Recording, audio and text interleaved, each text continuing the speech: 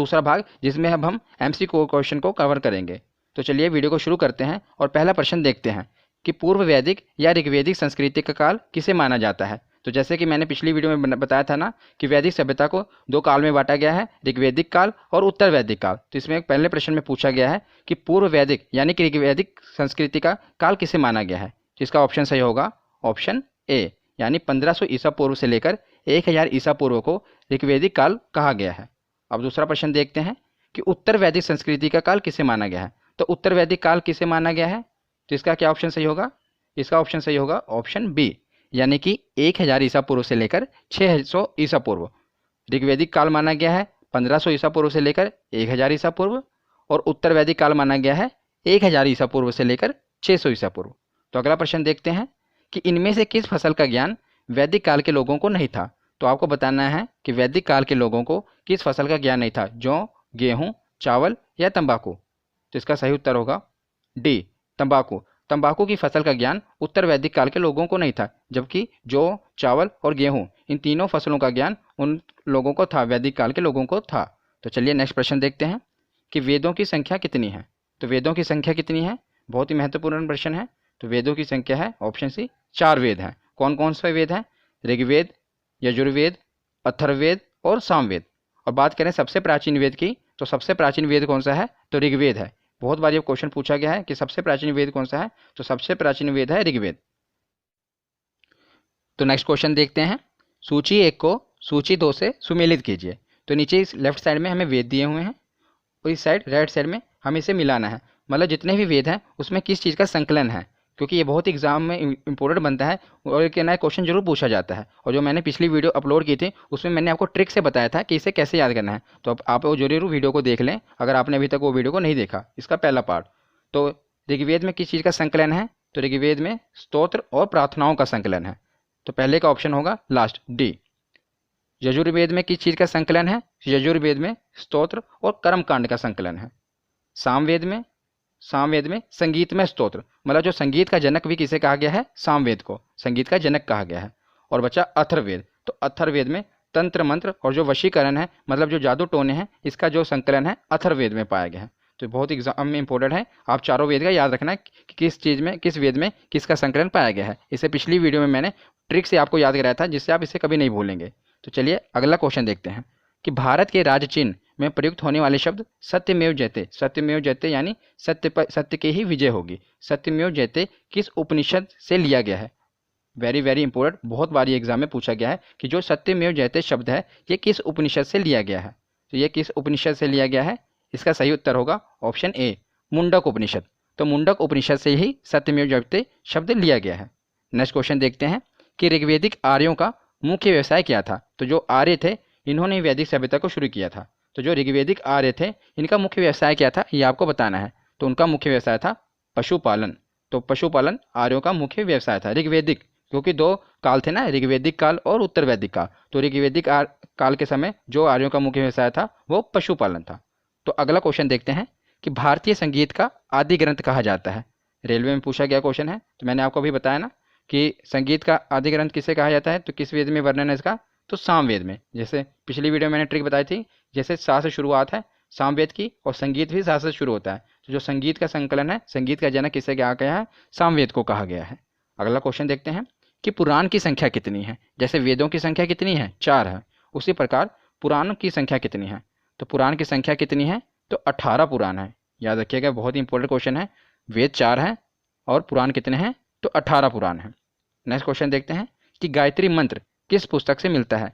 जो हम प्रार्थना करते हैं ना गायत्री मंत्र की, ये आपको बताना है कि इसका वर्णन किस पुस्तक में है, किस पुस्तक में से गायत्री मंत्र को लिया गया है। जैसा कि ये क्वेश्चन BPSC में पूछा गया 1994 और 2008 में, और पूछा ही जाता है ये क्वेश्चन। तो आपको बताना है कि गायत्री मंत्र किस पुस्तक में मिलता है।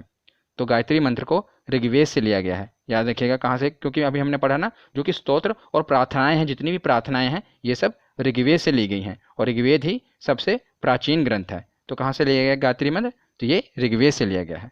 नेक्स्ट क्वेश्चन देखते हैं कि ऋग्वेद में कुल कितने मंडल हैं। वेरी इंपॉर्टेंट, ऋग्वेद में कुल कितने मंडल हैं।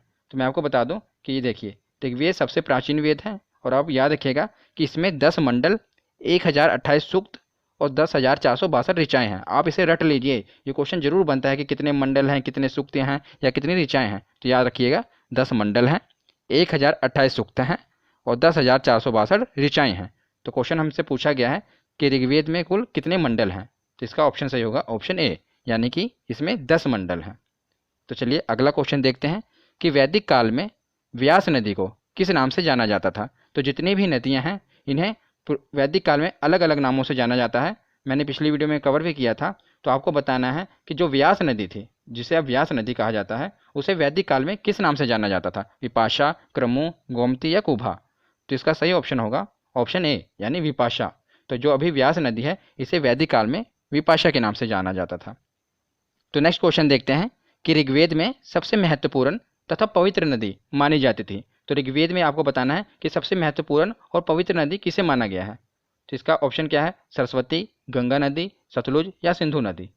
तो आप ज़्यादातर इसको गलत करेंगे, आप गंगा समझेंगे, पर गंगा को नहीं, सरस्वती नदी को सबसे पवित्र तथा महत्वपूर्ण नदी माना गया है ऋग्वेद में। किसे, याद रखिएगा सरस्वती नदी को। ये क्वेश्चन बार बार एग्जाम में पूछा गया है और अक्सर हम गलती कर देते हैं और गंगा को टिक कर देते हैं, पर इसका सही जवाब होगा सरस्वती नदी। सरस्वती नदी को ऋग्वेद में सबसे पवित्र नदी माना गया है। नेक्स्ट क्वेश्चन देखते हैं कि भारत के किस स्थान की खुदाई से लौह धातु के प्रचलन के प्राचीनतम प्रमाण मिले हैं। वेरी इंपॉर्टेंट क्वेश्चन, कि आपको जैसे कि पता ही होगा कि जो लोहे की खोज हुई थी ये वैदिक सभ्यता में ही हुई थी। तो आपको बताना है इसके प्रमाण कहाँ से मिले हैं। तक्षशिला से, अतरंजी खेड़ा से, कौशाम्बी से या हस्तिनापुर से। तो बहुत बार एग्जाम में क्वेश्चन पूछा गया है, वेरी वेरी इंपॉर्टेंट। तो इसका ऑप्शन सही होगा ऑप्शन बी, अतरंजी खेड़ा से हमें लौह धातु होने के प्रमाण मिले हैं। तो कहाँ से मिले हैं, अतरंजी खेड़ा से, याद रखिएगा। नेक्स्ट क्वेश्चन देखते हैं कि चरक संहिता नामक पुस्तक किस विषय से संबंधित है। जो चरक संहिता नामक पुस्तक है, आपको बताना है कि यह किस विषय से संबंधित है। अर्थशास्त्र से, चिकित्सा से, राजनीति से या धर्म से। तो जो चरक संहिता है ये पुस्तक चिकित्सा से संबंधित है। चरक संहिता चा से शुरुआत होती है और चिकित्सा, तो ये पुस्तक किससे संबंधित है, चिकित्सा से संबंधित है। नेक्स्ट क्वेश्चन देखते हैं कि किस वेद में जादुई माया और वशीकरण का वर्णन है। तभी हमने पीछे पढ़ा था और आपको बताना है कि जादुई माया और जो वशीकरण जादू टोने हैं इसका वर्णन किस वेद में है। तो इसका वर्णन है अथर्ववेद में, याद रखिएगा किस में, तो इसका वर्णन है अथर्ववेद में।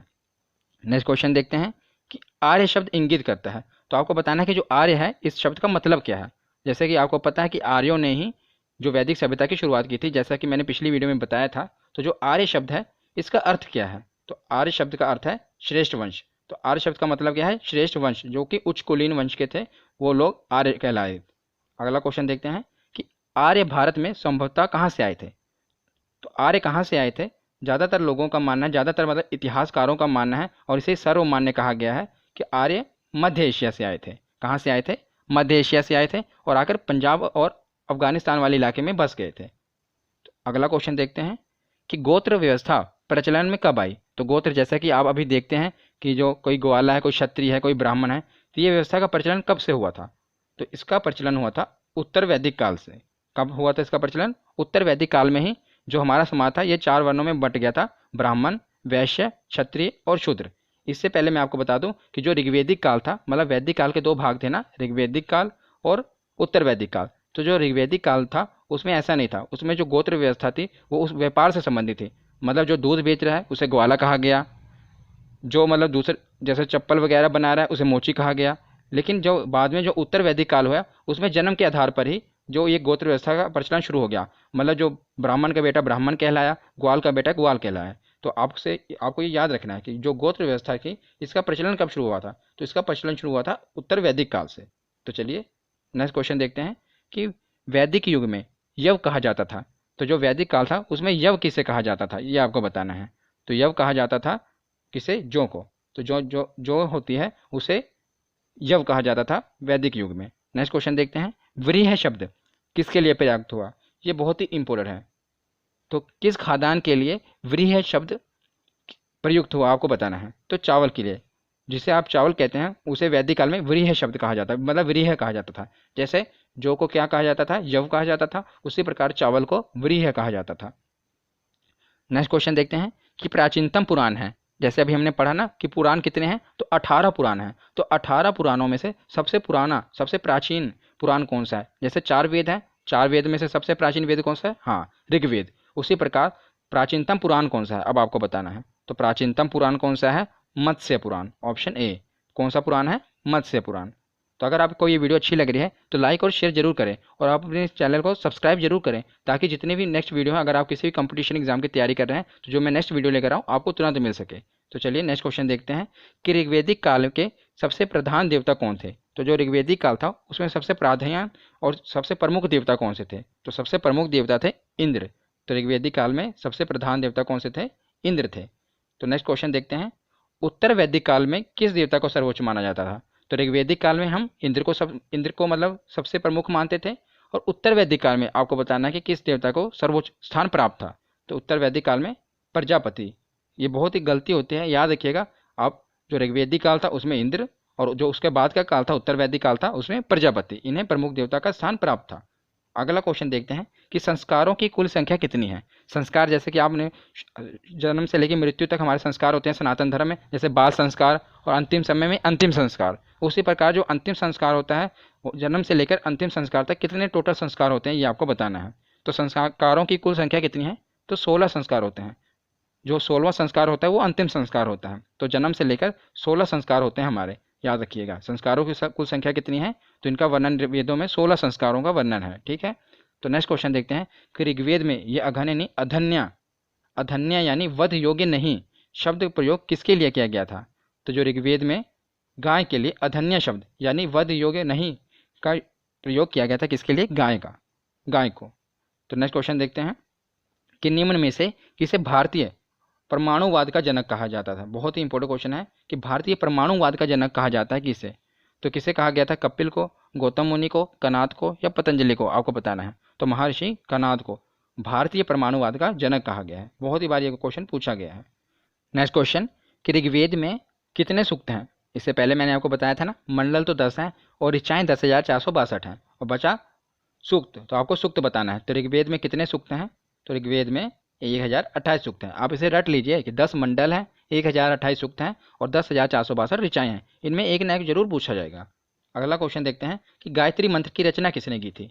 तो गायत्री मंत्र अभी हमने पढ़ा कि ऋग्वेद से लिया गया है, जिसमें स्तोत्र और प्रार्थनाओं का संकलन है। तो गायत्री मंत्र की जो रचना की थी ये किसने की थी, ये आपको बताना है। वशिष्ठ जी ने की थी, विश्वामित्र ने, इंद्र ने या परीक्षित ने? तो इसकी रचना की थी विश्वामित्र ने। किसने? गायत्री मंत्र की रचना की थी विश्वामित्र ने। ये यूपीपीसीए 2008 में क्वेश्चन पूछा गया है। अगला क्वेश्चन देखते हैं कि आर्यों का प्रिय पशु कौन सा था? तो अब आपको बताना है कि आर्यों का प्रिय पशु कौन सा था, और ज़्यादातर स्टूडेंट इसमें गलती करेंगे। तो आर्यों का प्रिय पशु कौन सा था? तो आर्यों का प्रिय पशु घोड़ा था, ना कि गाय।